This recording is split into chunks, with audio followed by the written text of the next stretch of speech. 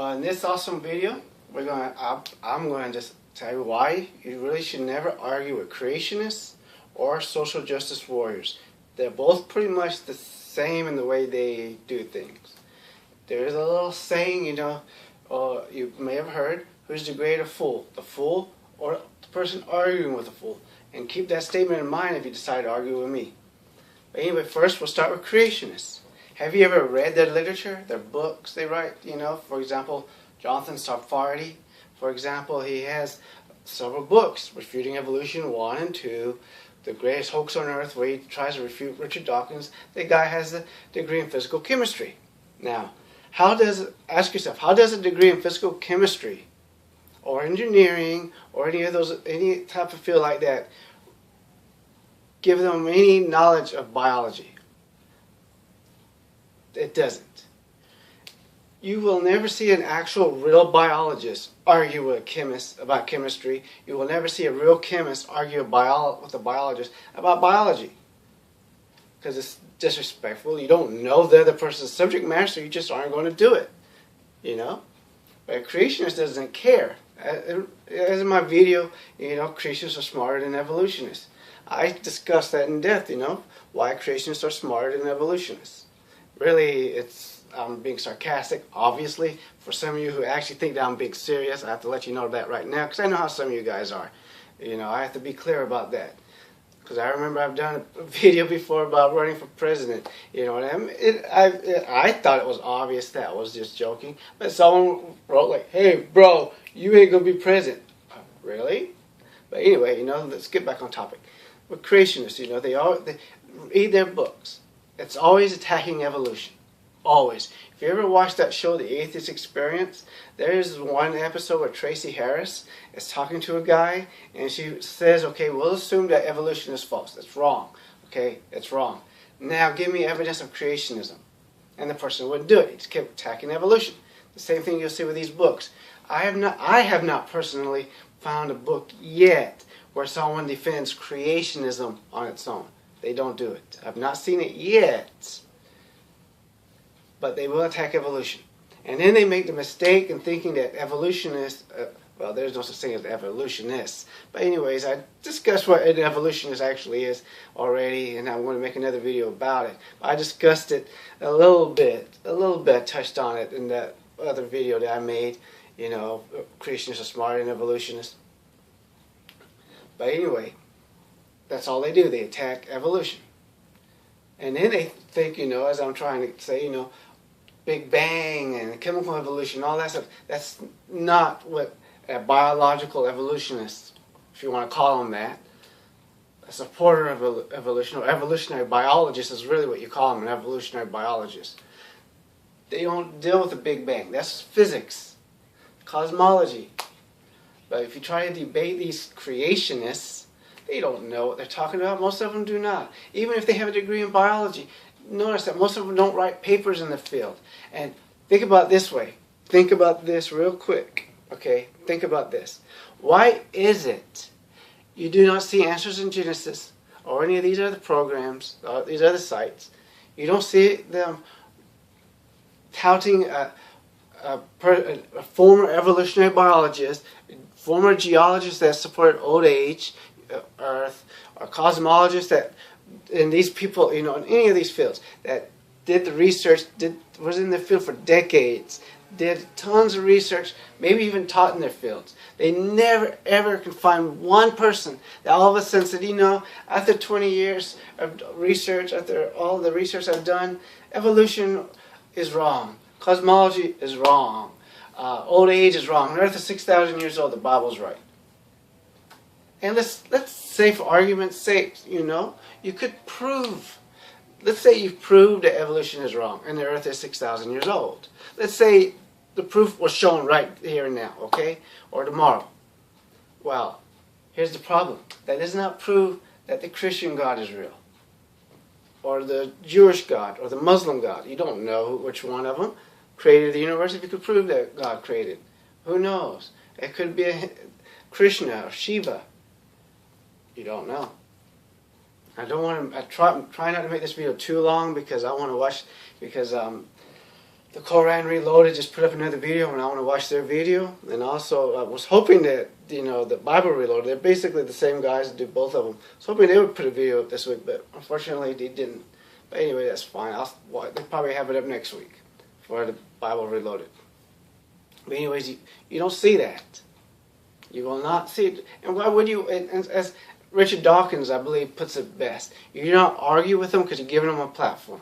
They don't care that they lose, as long as they get their message out there.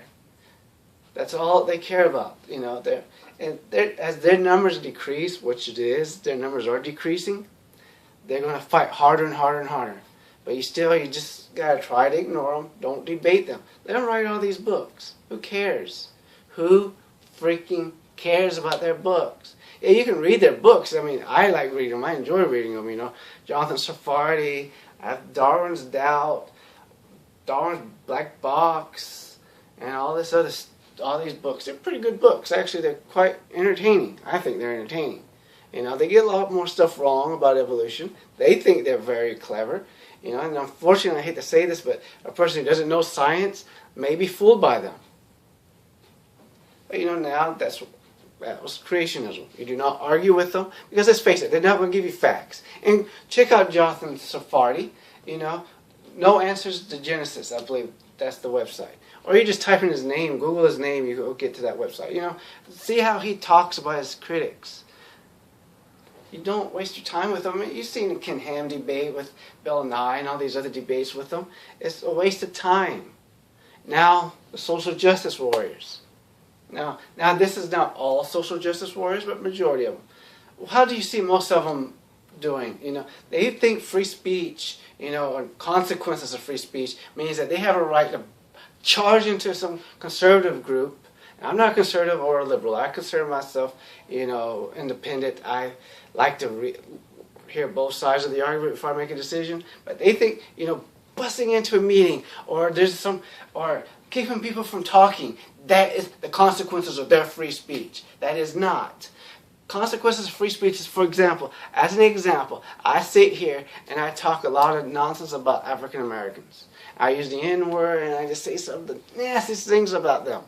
Okay? And then my employer, and I work at HBCU, and my employer finds out about it, and I'm out of a job. That's the consequences. Now, of course, I work around African Americans, so there's no way I would do that because I work around them, and I don't see them being any less intelligent. In fact, I think they're a lot easier to be around than whites. I hate to say that, but they are a whole lot easier to be around than white folks. A whole lot. I prefer to be around African Americans more than whites. I'm going to say that. I see a lot of these social justice warriors. I've seen a couple of them. They'll come by to HBCUs, get a job. As soon as they see that they're going to be the only white person, they're out. They can't stand it. They talk a good game, but say things that you don't argue with them, because their way of arguing is they'll spit in your face. I mean, you see the videos. They spit in your face, or get your hate speech off this campus. Get your hate speech off this campus. They do that stuff. And please don't make fun of that poor woman that does that. I don't want to even say where that's from. Some of you probably already know if you heard it, because it's no right. It's not right. It's not right to make fun of someone. Yeah, she's wrong for doing that, but that's now this is how you think an intelligent person would deal with free speech. Okay, I make certain points, and you make counterpoints. That's how free speech works. That's how it's worked for centuries. Social justice warriors, it doesn't work like that for them. When these men's right groups or any of these other groups talk, what does a feminist do? They pull the fire alarm. Why are they not being arrested for doing that? I don't know. These people need to start pressing charges against these people. If they spit on you, press charges, have them arrested. Don't let them get away with this stuff. There's no reason for them to get away with it. Because they have to deal with consequences of their actions. And they'll have the bullhorns and all this nonsense.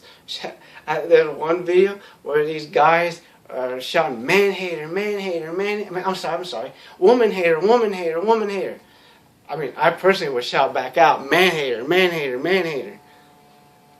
It's just nonsense, Most of the stuff they say is just nonsense. They're very hateful, very violent, very vile and nasty. I mean, nothing but profanity and filth comes out of their mouth. nothing but disgust. I mean, they're disgusting. They'll spit in people's faces, bullhorns, pull the fire alarm, shout and scream. They won't let the opponents talk. Why do they do that? Because their philosophy, their ideology is bankrupt. They have nothing to say. They have nothing. So they won't let their opponents talk. They have a bunch of buzzwords they'll say, you know, white privilege and all this stuff, and only white people can be sexist and racist. White males can be racist and sexist, but nobody else. You know, they'll tell you this nonsense, you know? And let's face it, do you ever see a social justice warrior fight against ageism? No. I don't know one social justice warrior that's fighting against ageism. I'm in my 40s. If I go date an 18-year-old girl, are they going to defend my right to date an 18-year-old woman? Or girl, however you want to call them? No. Or if an 18-year-old male wants to date a woman in her 40s, are they going to defend that? No. Are they going to criticize? Yes. Of course, why I want to date an 18-year-old? Trust me, it's very unlikely that I would want to be with an 18-year-old. It's very unlikely an 18-year-old is going to want to be with me. It's not because I look down on them, it's just what am I going to have in common, you know. But, you know, if I decide to, if I found an 18-year-old that, you know, I had things in common with, these social justice warriors are going to defend our rights to be together. You know, they're not going to fight for somebody in their 60s or 70s, you know, who's about to lose their jobs because of their age. And we all know it is probably the stupidest thing you can do is to fire someone who's been working at your company for 30 years just to hire a 20-year-old. I personally would rather have a 65-year-old man or 65-year-old woman working for me who's all the experience, has been loyal. Because I know that person I can count on. I know that tomorrow morning that person's showing up to work.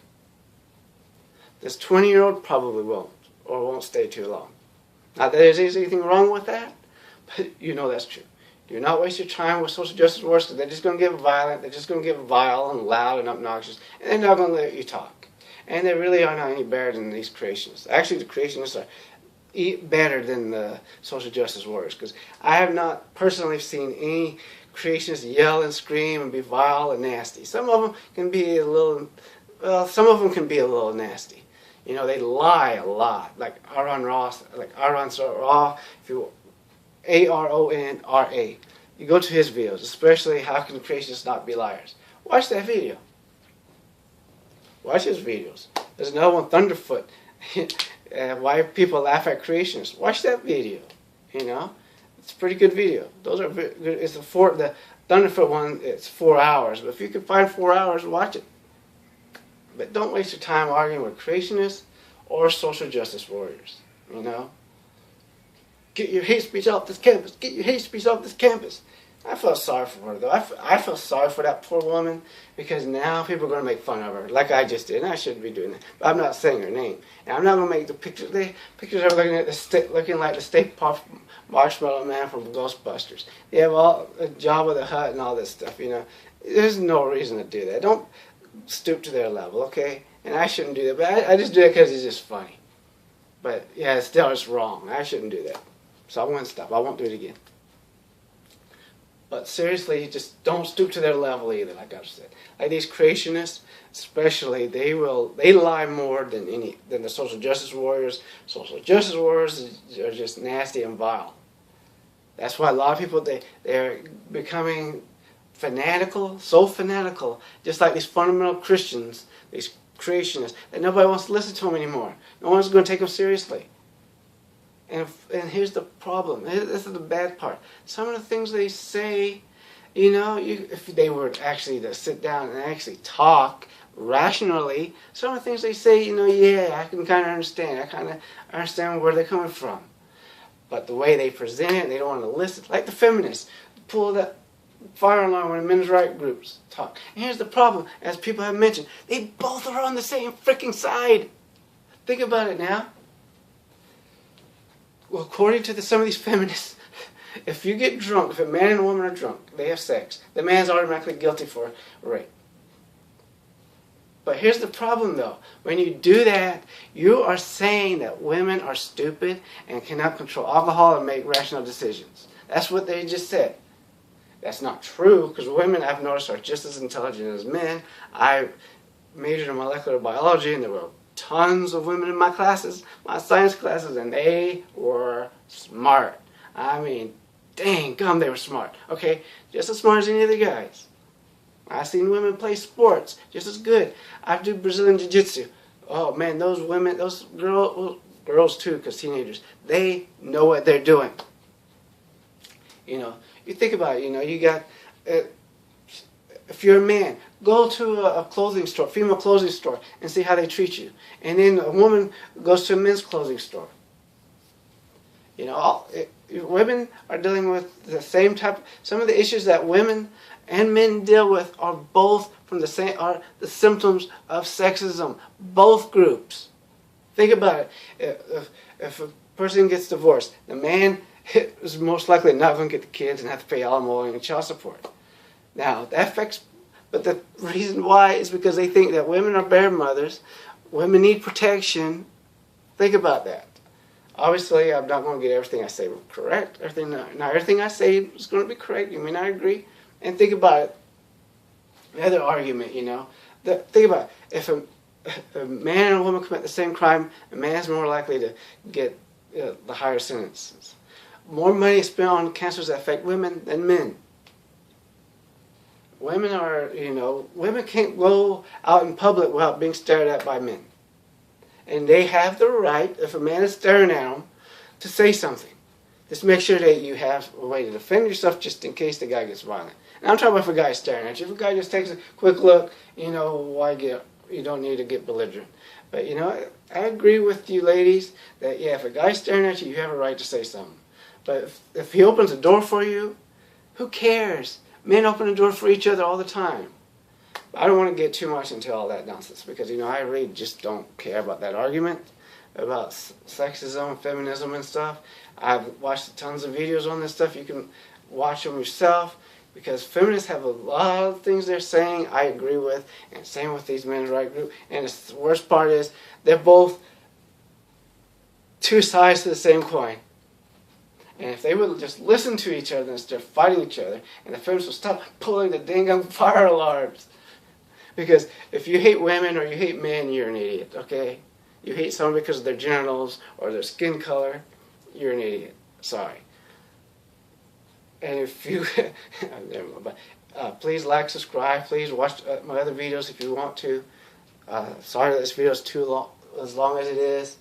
Because I go ahead and end this video now because I want to watch that Quran Reloaded video. Thanks.